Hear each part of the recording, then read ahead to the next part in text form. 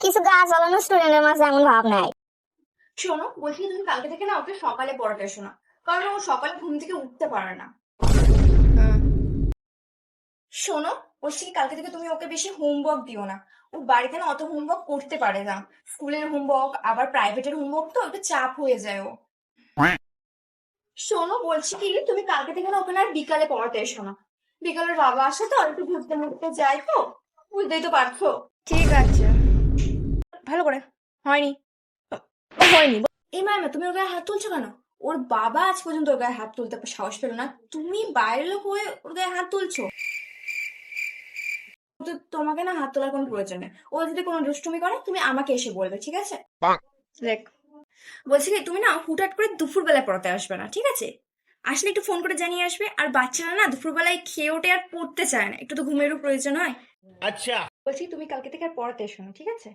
আমার বাবু না তোমার পড়া কিচ্ছু বুঝতে পারে না। আমি আমার বাবুকে নিজেই পড়িয়ে নেবো।